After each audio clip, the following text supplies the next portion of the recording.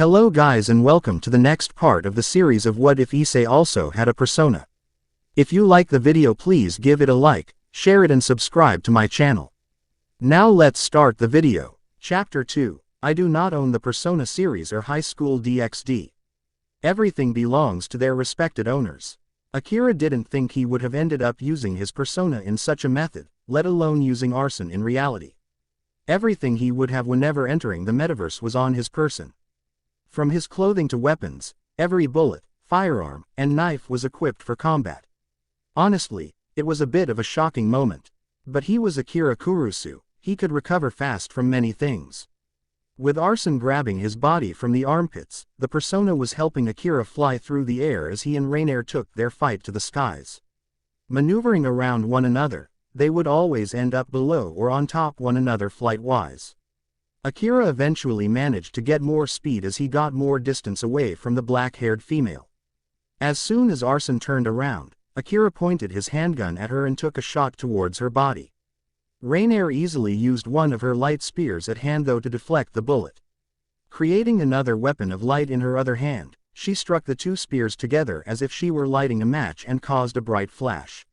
Slightly panicking at his sudden moment of temporary blindness, Akira began to command Arson to try to fly towards safety. But just as the persona moved, a pair of hands gently caressed his cheek before cupping it. With his sight eventually coming back after a couple of seconds, he began to make out Rainier was the one grabbing his face tenderly. Akira didn't want to admit it, but he was stunned as her face was so close and her chest pressed against his neck. He nearly missed the sudden glint in the girl's eye as she suddenly ripped him from Arson's grip due to Akira not being able to command Arson to hold on tightly. Flying straight to the ground, Rainier quickly controlled her body to fly upwards. But during that small time to straighten herself, she released her grip on Akira when her chest was horizontal with the ground. As the boy skidded along the ground, he eventually stopped when he ended up along an area that was filled with bushes and trees. With his body slamming against a trunk, he quickly got back up to his feet. Rubbing his back, he was partially relieved that it was loosened up as it was feeling tense before. With knife and pistol drawn, Akira looked up and saw that the trees were blocking his line of sight. Keeping an eye out for Rainier, he slowly made his way out of the greenery area to be able to get a better view of what was to come. While walking, he attempted to reload his gun but something made him stop. Noticing a shadow suddenly grow over him, he turned and ducked under a slashing light spear. Leaping away from a thrust, Akira saw Rainier's fury come after him. Managing to use his knife to block and redirect each strike, he managed to create openings that got him to land one shot after another a few times. They eventually managed to make their way back to the concrete parts of the park. Rainier hissed with annoyance as the bullets penetrated her skin. Lifting her spear, she tried to stab Akira but only managed to embed the end into the ground. However, with force, she flicked the weapon straight out of the rock and caused a shower of debris to rain onto Akira. Turning around, the boy ran a couple steps back before rolling on the ground. With his momentum though, he managed to turn around and get back up to his feet with his knife and gun ready once more. It was a good thing too as he blocked a vertical thrust from Rainier's light spear with his knife. As the female gritted her teeth to try and win the locked positioning they were in, Akira simply brought his gun up and pointed it at the weapon. With a pull of the trigger, a bullet flew out and destroyed the spear and caused Rainier to stumble forward. She quickly recovered however by raising her leg and placed her foot on the flat part of Akira's knife. As the two of them pushed off each other, Rainier kept hovering in the air while throwing spears madly while Akira was defending himself and trying to shoot the girl. Walking backwards while doing so, Akira eventually found cover behind a tree. Unloading the magazine, he patted himself down and found an extra clip on his person. Reloading the weapon, he paused for a second and looked down and saw that there were several clips all waiting to be used. Even the spot where he had taken the magazine had been replenished. With that in mind, Akira immediately burst out of his hiding place and began to run along a path while shooting Rainier as she continued to simply deflect each bullet while standing in place.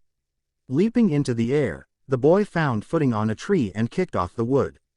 Soaring through the air, he got close to Rainier with impressive speed and swung his knife. But Rainier blocked the weapon and the two of them pushed off each other once more for distance. As Akira landed on the ground, the two fighters rushed forward while swinging and shooting in the male's case this weapons over and over again before meeting in another deadlock for another moment. Separating once more, Akira sent out Arson to try attack Rainier. Not expecting the persona to go right towards her, she was ducking and weaving around the deadly swipe it made with clawed hands. Trying an axe kick, her attack was blocked as the persona pushed upwards and caused her to fall back. As Arson disappeared, Akira followed up immediately with a thrust of his knife.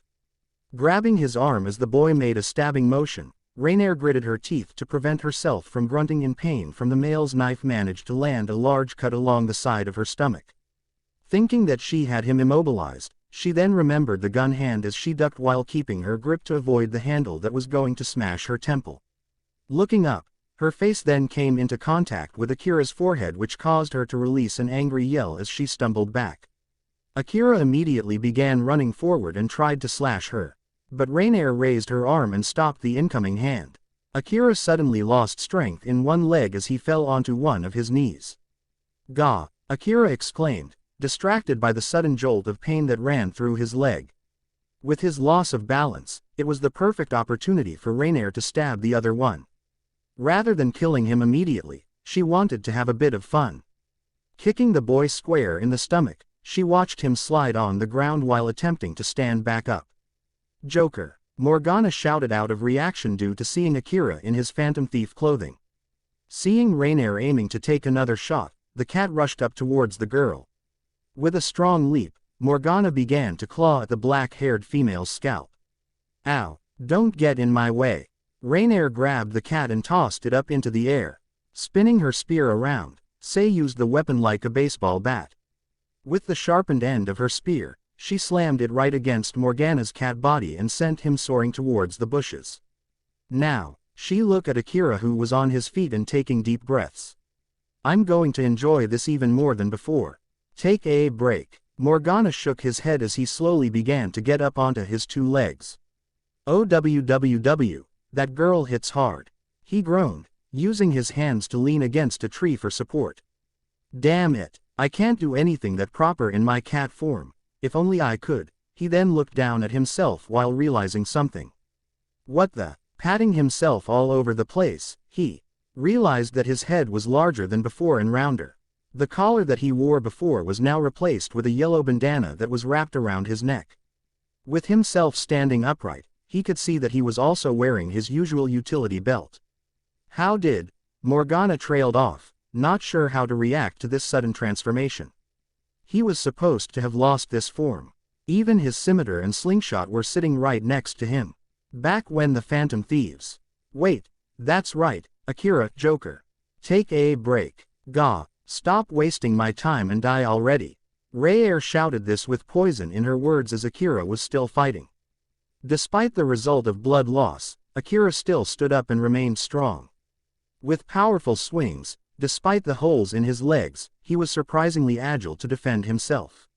Akira made sure to keep his balance while slowly drawing himself down into a fighting position that was comfortable for him. It was shaky though due to blood loss and the open hole in his leg. He knew that Rainier noticed this and would easily go for him. The female did so as well. But then a rock pelted her right in the wing and caused her to fly off to the side for recovery. Turning his head, Akira leaned back with surprise at who had just helped him out. "Morgana?" he asked, stumped at the cat's appearance as it was the same when he first met the feline. The boy didn't show it, but he was surprised that the fellow thief was in his humanoid form. "Yup, I'm back and ready for action." Morgana grinned, jumping into the air and making a victory pose with his slingshot still in his hands. "If you can summon your persona, hold on, I'll get you healed up in a jiffy." Raising his paw, Morgana grinned at the fact that it was good to be back fighting. Zorro. A pillar of blue light engulfed the cat at Morgana stood in preparation. Slowly emerging from the brightness was a humanoid figure as well. But this one was much more larger than Arson muscle-wise. The upper half of it was huge and ripped. The head was normal-sized though, fitting snugly between the large, black collar of the massive leather jacket with silver designs it wore. A massive cowboy hat was crammed onto the skull, having eyes right at the front of the accessory as vision or show. A black cape fluttered with its showy appearance. Despite the beefy build, its skinny legs complemented the rest of the body perfectly by fitting leather pants with black pointed boots. To hold up the pants, a large red and silver belt was worn with a massive Z-buckle. A sheath was fitted into the belt while the rapier it belonged to looked like a mere stick in the persona's massive hands. "Here it comes," Morgana exclaimed as Zoro pointed at Akira with presentable pose. A green light began swirling around the boy as even sparkles could be seen. Looking down, everyone present could see flesh growing unnaturally around the wound that belonged to the human. Soon enough, the holes were gone and it was as if he never had them to begin with. There was still the problem though. There was the account of blood loss that Akira experienced. However, it was still extremely good that Morgana was able to use his own persona. Although, it was odd how the cat changed back to his human form when it was exclusive to the metaverse. But that could be solved for another time. It seems that you have gotten a lot bolder as of late. I suggest correcting that quickly. A new voice suddenly declared. Everyone looked over and were all surprised to see another person from Kuo. Not only that, but they were approaching the situation as if they were simply walking through a grocery store. Grimori-san. All of them saw a buxom woman who appeared to be in her late teens. She was extremely beautiful, well, deserving of her title as one of Kuo's great ladies. Her face was definitely not something that would be easily forgotten. She had fair skin, silky crimson hair that went down to her thighs, and blue eyes that held a very commanding light as of this moment. She was still wearing her school uniform as if she had just left the academy. Rias glanced at Akira first, looking up and down along the boy's body. Her attention then looked at Morgana, blinking with a hint of surprise. Her gaze then looked over to Rainier. "Leave now, or perish." She addressed the woman. "Tch." Rainier clicked her tongue with a roll of her eyes. "I did what I came here to do anyways." She sneered before looking over at Akira and Morgana. "This isn't over, you two. I won't forget this moment." With that said, she flew away to leave the three of them alone. "What was that?" Morgana shouted back, running to the place Rainier last stood while jumping up and down. "Say that again, I dare you." He shook his tiny paw for emphasis that he meant business. Akira meanwhile sighed as Arson disappeared. As that happened, so did his clothing when he was a phantom thief. Back in his uniform, he looked all over himself. "Would you care to explain just what you were doing here?" Akira blinked. Turning over, he had to confirm that it was Rias that said those words. "Huh?" he asked. Rias crossed her arms and developed a look that practically screamed that she was going to scold him. Akira simply stared and developed the usual straight look he always wore on his face. Honestly, he just wanted to get back to his apartment and get the curry ready for everyone. "I asked you, would you care to explain what you were doing here?" Rias repeated herself. "That should be my question," Akira stated. Rias and the boy both stared at each other. The former used a glare while the latter was blank. Right at the bottom of their vision though was something that caught their attention. Looking down, the red-haired and black-haired student both saw Morgana still in his humanoid form. "We were attacked by that girl in the middle of shopping after she was done killing another guy over there." Morgana gestured to where Issei's corpse sat despite it being hidden along the bushes. Rias only turned over to where the body sat and walked over. Rather than recoiling back with surprise, she only stood in place with her face being unreadable. "You know she killed him," Akira concluded due to her reaction not being one of shock in the slightest.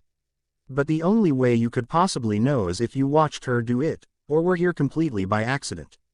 This caused a look of shock to flash across the redhead's face.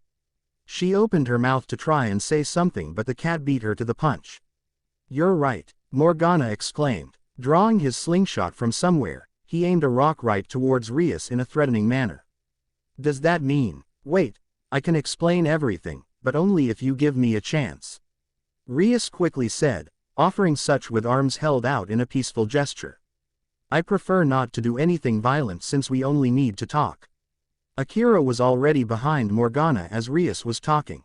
Picking up the cat by the scruff of his neck, Akira carried the feline over towards the bag that he had dropped on the ground. Placing Morgana into the space, he lifted up the bag and looked over towards Rias.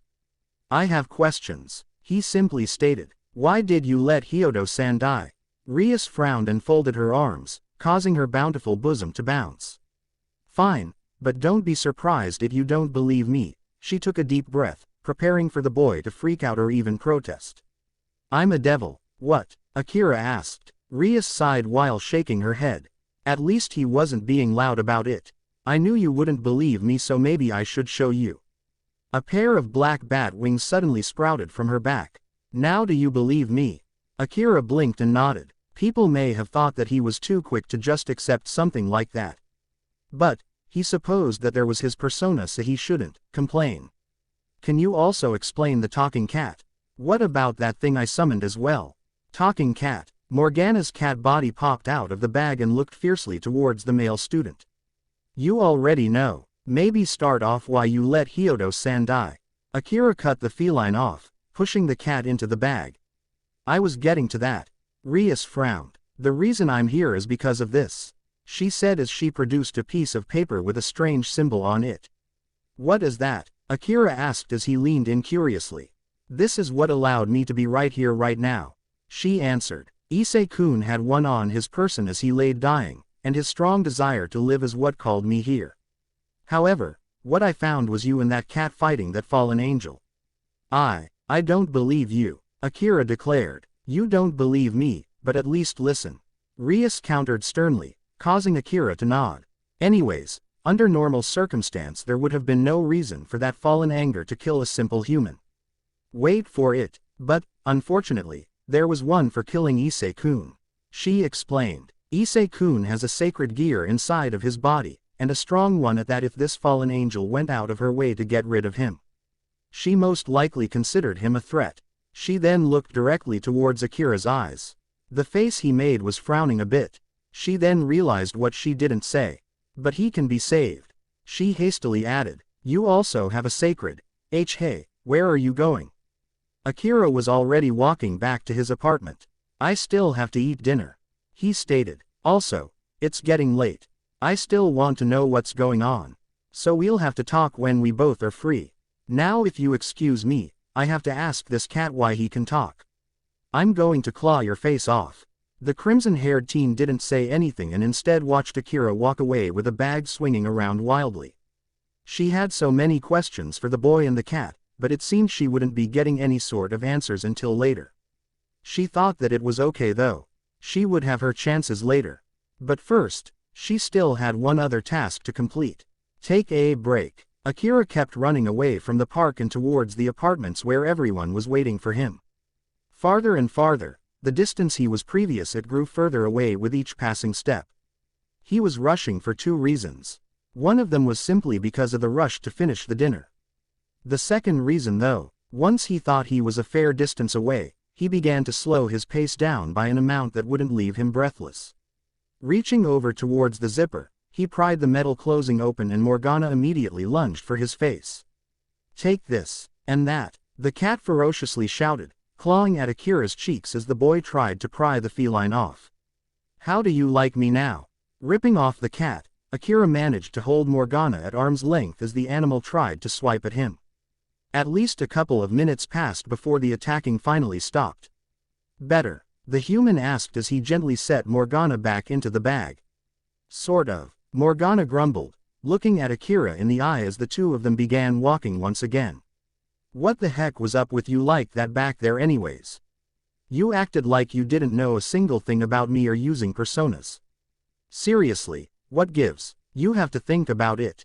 Akira adjusted his glasses, speed walking along the sidewalk to get back to the others faster. This is like when Ryuji and I first entered the metaverse. We had no idea what was happening. However, we had you to be able to guide and explain to us the ropes of the situation.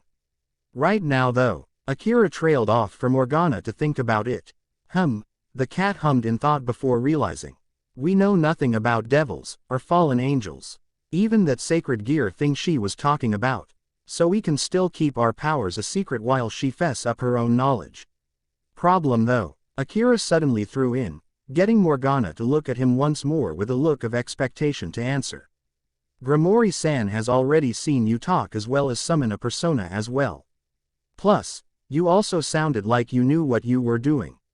So like before, you're going to have to be the one to explain almost everything to her. Got it. The animal nodded his head as he continued to be carried in the bag Akira was using. The two of them were silent as they were getting closer and closer to the apartment. Morgana then had a question come to his mind. So, how does it feel being back in action after so long? It's only been a few months. Akira answered, arriving at the building that was his destination. Plus, we're technically on vacation as well. Yeah, but it's kind of been boring. Morgana sighed before seeming to smirk on his cat face. Admit it though, you were enjoying yourself during that fight with that moment of adrenaline. But you were a bit on the weak side. It has been a while since your last daily routine of exercise though. Akira didn't respond as he was climbing up the stairs to the floor that he lived on. But the corner of his mouth twitched. I think we're going to have more encounters like that in the future. Devils, fallen angels, sacred gears, what else do you think is out there? Don't know, Morgana replied back. I honestly thought that personas were the only sort of supernatural thing that was around as well as Yaldabaoth. Though I guess we should have actually thought about something like this existing in the first place due to that god. Arriving at the apartment door, the human boy opened up the wooden barrier. Behind the door was an extremely large room filled with decent quality furniture, a couple of antiques, and a flat-screen TV. All of the furniture was bought from shops and everything else seemed to follow the pattern. If one would look to the right, they would see that the carpeted part of the room would suddenly turn into a tile floor which revealed a sort of kitchen with all the necessary bits and pieces. There was a small hall that led to the back of the apartment as well, leading towards 3 bedrooms and a bathroom. Taking up the living room area was everyone that Akira and Morgana knew. Ryuji was sitting across from Anne as the two of them were busy staring at their textbooks while studying. Yusuke was staring out of the window as usual, admiring the city life from his position. Makoto was busy tutoring Ryuji and Anne with their homework and studies. Futaba was sitting on the couch, flipping through the channels that were on the large TV. Haru meanwhile was keeping an eye on the pot that was full of curry as it was luckily still simmering. Ryuji was the first one to notice Akira's return as he stood up. Yo, dude, what happened to you? You look like you got hit by a bus or something. Did you run into any trouble on the way back? Makoto asked, curious as to why the black-haired male arrived back much later than expected. Everyone's eyes were turned towards Akira. The glasses-wearing boy looked at each and every single one of them. He then looked at Morgana. Finally, he brought his head back up. You're not going to believe what happened. Okay, a couple of things. First of all, I'm not going to have the Phantom Thieves being an actual faction and have some sort of alliance. Second, people have been asking me to do pairings. I was not planning to do so at first. But thinking about how I'm going to write future chapters and the ending immediately made me form 2 pairings in my head. So, I'm going to try to pull those 2 couples off. It's not going to be very good romance, but I'll try. Also, I will explain why it's the initiate personas later. No flames please. Chapter 3, I do not own the Persona series or High School DxD. Everything belongs to their respected owners. Shit. That's freaking insane. Ryuji was the first one to put his reaction in the most blunt yet genuine way possible as Akira had just finished telling everyone the battle he had just fought in. At this time, everyone was gathered around the dinner table and eating the combination of pasta and curry. Akira's plate was not as empty despite his hunger, but he was too busy explaining the events that had occurred. To think that there is more than our personas and the metaverse out within the world. Yusuke said in thought, a hand to his chin just as he finished cleaning his plate. It seems that there is still so much that we have yet to discover and learn about. He put his plate down as he shifted a bit on the couch. Well, I know that I'm shocked. But, I'm not sure if I should be surprised or not considering there was Yaldabaoth. Anne voiced her own opinion, wiping her lips with a napkin. She put her plate on the arm of the couch which she was sitting on. Did I actually manage to say the name correctly? Anyways, that was my exact reaction, Lady Anne. Morgana commented from his spot on the table which was in the middle of the flat surface surrounded by his human friends. His mouth sounded like it was full of food. Before anyone could say anything though, the cat swallowed and continued. But let's gather what we know so far. There are devils which this Grimoire person is. Next, we have fallen angels just like Rainier. If there are fallen angels, wouldn't that mean that there would be normal angels? Haru asked, cupping her chin in her hand with a curious expression. She was standing right next to the sink. I mean, where else would fallen angels get their name from? That does sound like it makes perfect sense. Makoto agreed with her fellow college student and friend. She brushed a few strands of hair that were covering her face behind her ear.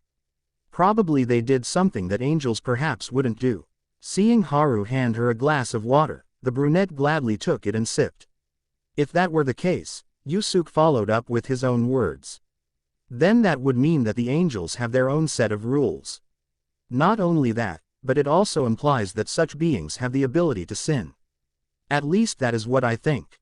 Ryuji looked towards the blue-haired boy. But I thought angels were pure beings. Like, they wouldn't do all kinds of stuff that would be considered bad. The blonde scratched his head as it began to itch. Man, this is just getting even crazier by the second. He slouched in his seat. Though I guess first seeing the metaverse was the most bizarre thing to ever happen. Speaking of bad stuff, Anne let out a small sigh after taking another satisfying bite of the dinner they were all enjoying. Didn't Grimori-san say something that fallen killing Hyodo-san for some kind of reason? Morgana nodded his head. Yeah, she said he was killed because he had something called a sacred gear. Grimori-san seemed pretty confident as well that the persona ability is a sacred gear as well. He tilted his head while closing his eyes with a thin line created by his lip. But she also saw me in my humanoid form as well as summon my own persona. So, there's that chance that she would be reconsidering that idea. Actually, now that I think about it, Ryuji placed his arms on the table and leaned forward. Both eyes were on Akira as the black-haired teen was still in the middle of eating.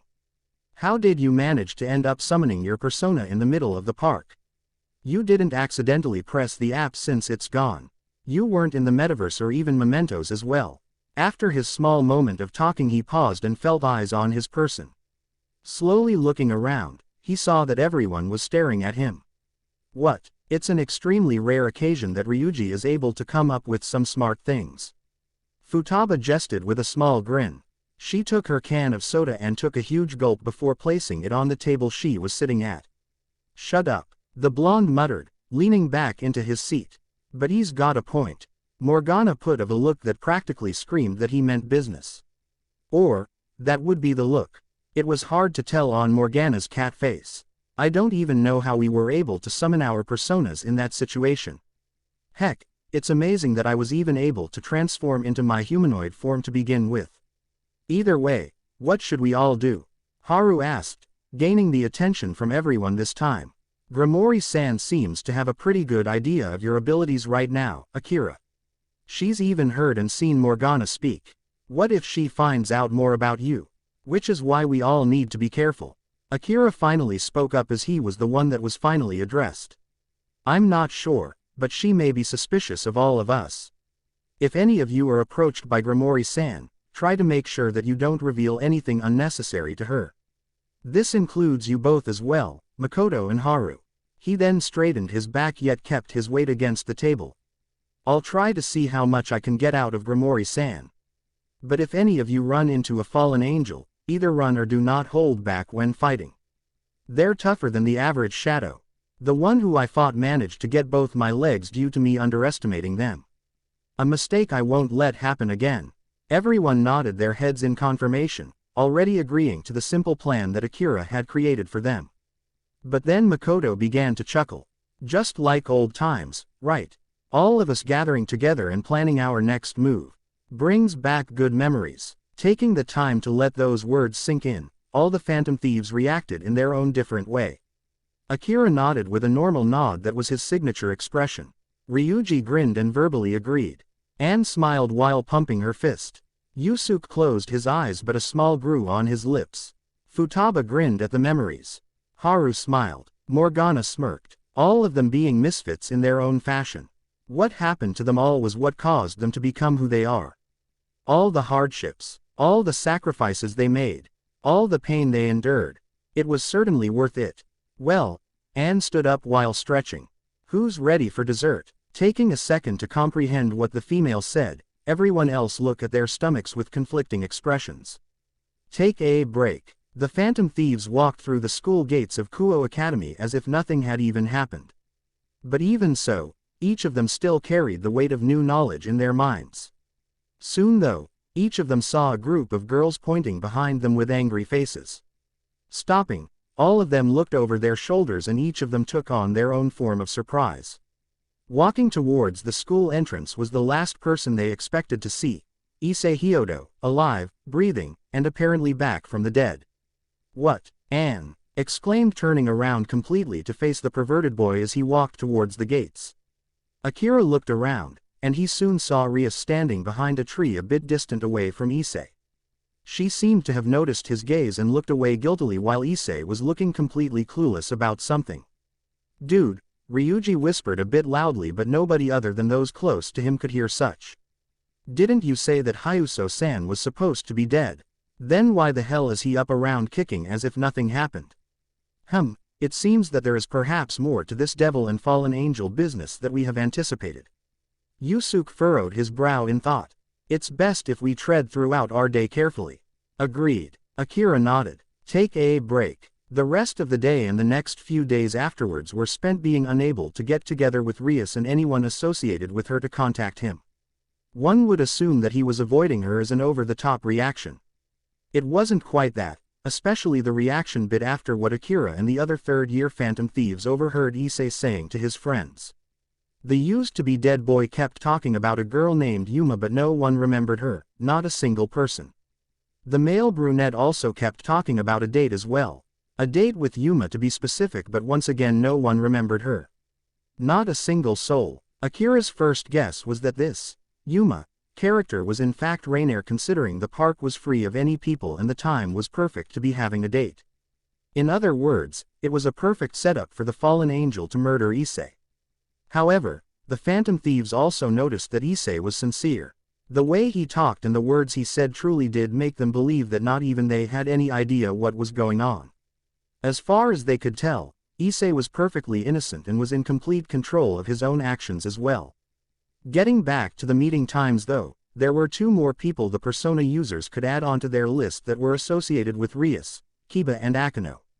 Why Kiba? The second day after Issei's mysterious return to life, Kiba pulled Issei out of the class to take him to the occult club, which apparently belonged to Rias according to what Akira heard Issei talking about one day.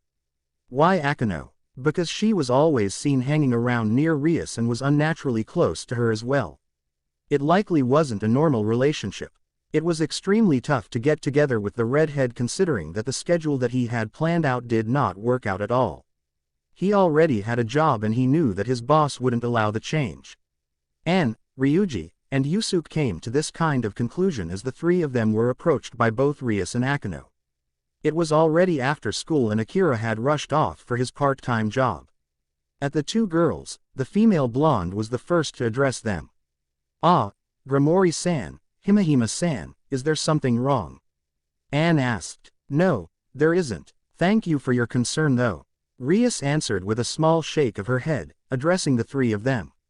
"I was just wondering where Akira-kun is. We promised that we were going to have a chat together, but then I haven't heard from him since. I was hoping that the three of you knew where he is." The trio of phantom thieves looked at each other. With a shrug his shoulders, Ryuji was the one to answer. "He's at his part-time job." He looked back at the two females. "A first-name basis though," he muttered. "Could you perhaps tell me where he works?" Rias questioned, not hearing the male blonde's comment.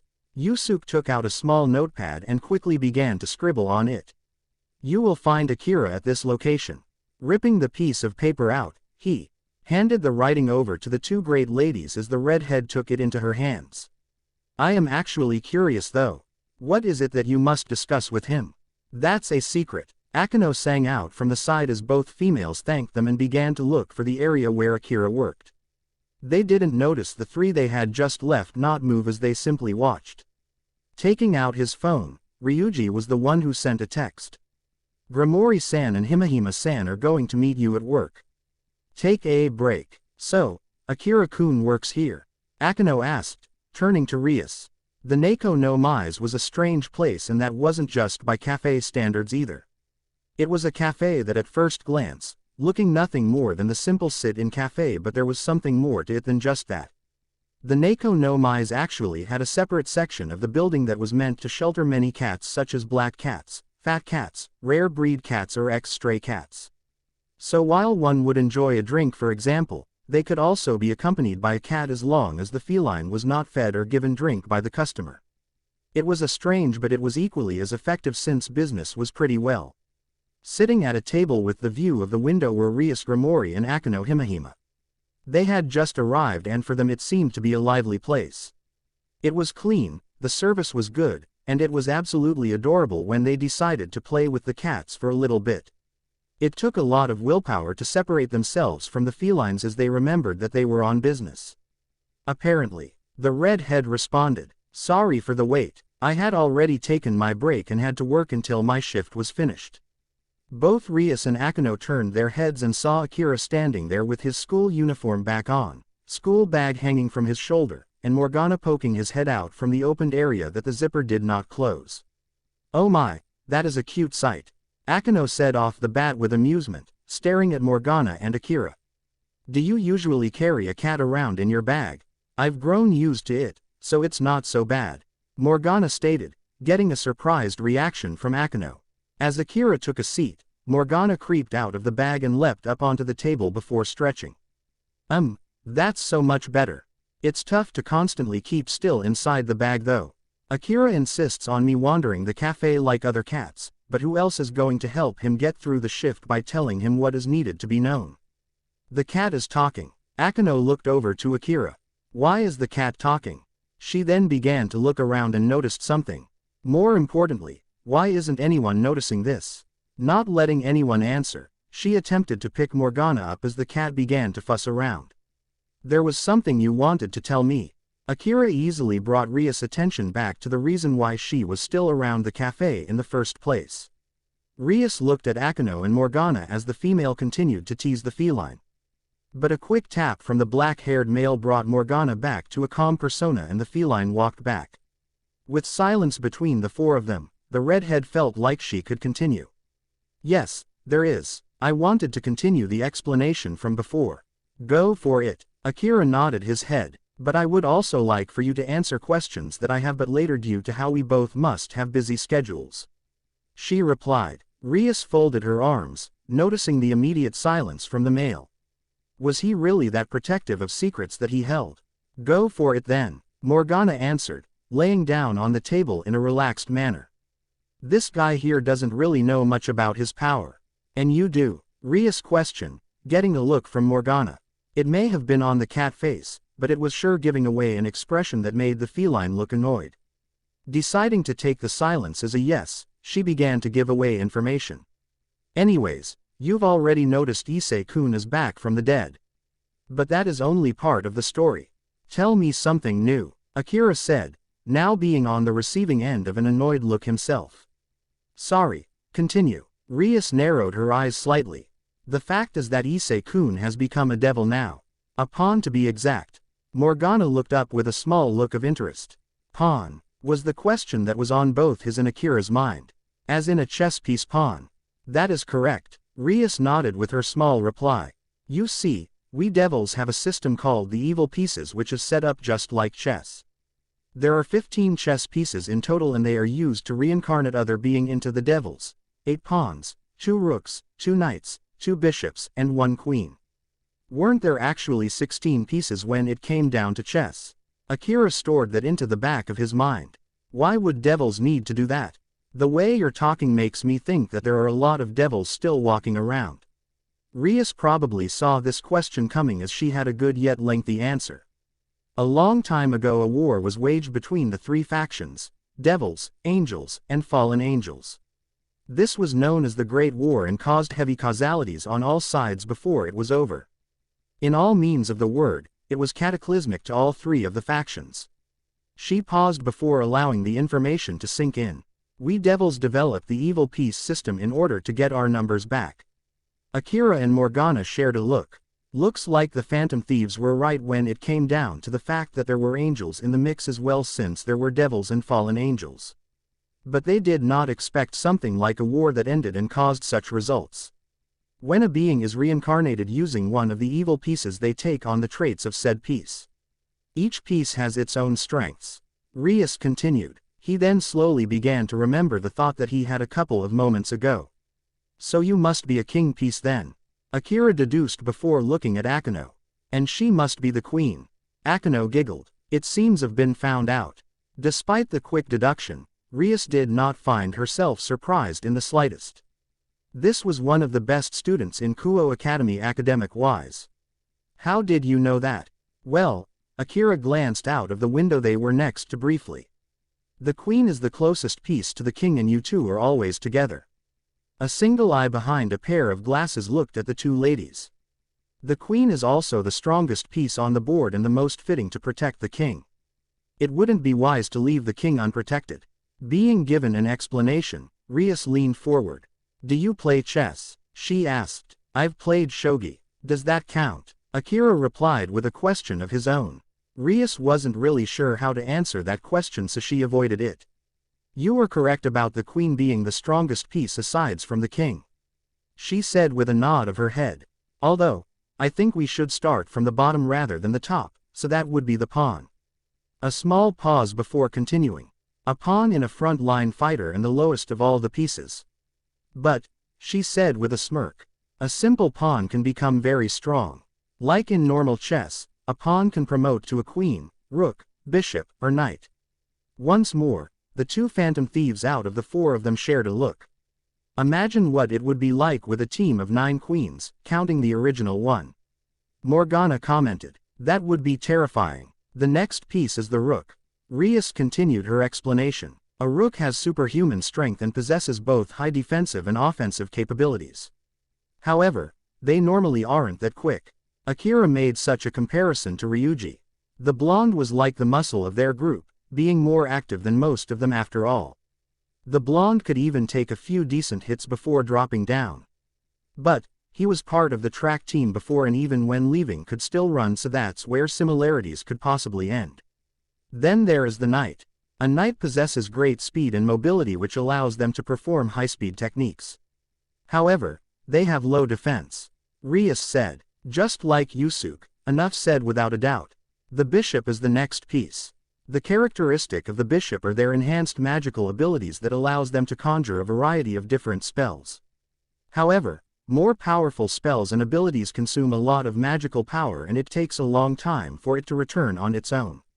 Easily could make the comparison to both Anne and Morgana, considering that they would mainly focus of their own magical abilities provided to them by their personas. Huh, you think I would make a good bishop, Akira? Morgana asked as he looked up to the wild card. Apparently, the cat had the same idea. You're not joining her side, he stated. I'll just take that as a yes then. Morgana's sweat dropped but knew that he meant well. Let me take a guess though. That means that the queen piece is the strongest of all these evil pieces. That is correct. Rias trailed off, looking at the cat with narrowed eyes. Sorry, I actually don't know your name. Morgana. The cat answered flatly. That is correct, Morgana-chan. Akira had to put a hand on top of Morgana's body in order to prevent the feline from pouncing. The queen possesses all the abilities of the weaker pieces and, as such, is very powerful. What about the king? Akira was the one to ask once more. The king is the master and a top-class devil that the evil pieces were given to in the first place. Rias replied. All of the pieces are the king's servants. So, as king you can do anything you want to do to your servants? Akira asked bluntly. This was something he needed to confirm before this went anywhere else. It was slightly reminding him about how it was with Kamoshida and how the man thought of Shujin Academy as his own palace. Therefore, everyone was like a slave to him. But Akira was getting off topic and that's where similarities ended. Technically speaking, I could. Rias stated, causing Akira to stare at her emotionlessly while Morgana glanced over with a sharp look towards her. However, I take care of my servants and to me they are like family. But there are some devils that don't have the same thought process as I though. Interesting, Morgana muttered. There were bound to be others that weren't as courteous. Hyodo-san, the human male of the four of them, said the name in question form.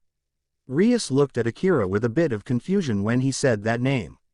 But then realization came to her face when it had hit her.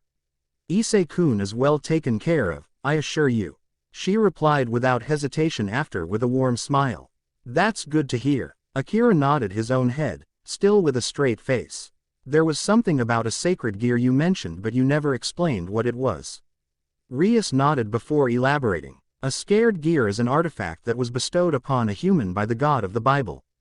God of the Bible giving artifacts like that? Really? Sounds extravagant, he commented. They are, but they are also extremely rare. Because of their power, devils often try to recruit humans with sacred gears into their ranks. Rias state, knowingly, she had done the same with Issei after all. Is that why you brought him back? For his sacred gear? Akira asked with an even look on his face. Rias bit her lip. There was just a feeling inside her that said that she had to choose her words wisely. That is, correct. However, in doing so I saved Issei-kun's life, and as I stated before, he won't be mistreated in my care. Akira nodded his head in satisfaction while Morgana stood up to stretch once more. It was a lot to take in, but it also answered a lot of their questions. Their eyes looked up to see the looks on Rias and Akino's faces. They seemed to be anxious about something. Well, at least Rias did. Akino had a smiling poker face going on. Akira thought about the option he could say next. What is it? Spit it out. Wipe that look off your face. Naturally, out of the 3 options, he went for the 4th one. You both are scaring me, he stated with his usual straight look, not even having the feeling of fear dwell within. However, well, it's just since you've heard the explanation of the peerage system, I would like to ask you to join my peerage as my second knight. Rias offered with a friendly smile. Kiba-kun is my other knight. No thanks, he said bluntly with a shake of his head as Morgana snickered. As interesting as that sounds, I think I'm going to keep my humanity. I can't imagine coming into this world as something and then going out as something else entirely. The redhead sighed. While I'm sad to hear that, I won't push you much on the matter. But the offer still remains if you ever change your mind, Rias stated with a glimmer of hope. The next time she would bring such a topic up he had to make sure he dropped the anvil of bluntness onto her. Although, if you don't mind me asking, could you perhaps explain what that thing you summoned was? Perhaps why you had to rip a mask off as well. Honestly, should have seen that coming. Alright, this is where I step in. Morgana rolled his neck and sat proudly. You see, everyone wears a mask deep within their heart. He began to explain. Such a mask is worn to protect their inner vulnerabilities. By ripping off their protective masks and confronting their inner selves, a persona is summoned. Basically, not a sacred gear. Akira added. I see, Rias said, seemingly disappointed that the ability that Akira wasn't a sacred gear. But still, there was a bit of satisfaction to her learning the mystery behind what the boy had summoned, since Morgana pulled off the same trick as well. Looking up at a clock, she began to stand up. I'd like to talk to you a bit more about your persona, was it? However, we have some matters to attend to. She gave a small polite bow. Allow me to offer another piece of information as a sign of good faith. And that is, an eyebrow was raised. My peerage is not the only one in Kuo Academy, Rias said before leaving the cafe with Akino. Akira just looked out the window as Morgana walked back into the school bag. What do you think? He soon asked as he stood up and grabbed his bag. I don't think she lied during the entire time she talked to us, Morgana said as he took a ride and exited the cafe as well to go to the apartments they were living in. I'm still not sure if we should trust her though. I feel like she's leaving some information out. Humming, Akira reached into his pocket and pulled out a phone with the screen that was turned on. He was not surprised at this, considering how he had called someone before meeting up with Rias and Akino and kept it on. Seeing as how it was connected to the call still, he hung up and brought up the group chat the Phantom Thieves used as began to send a text. So what do you guys think? No flames please.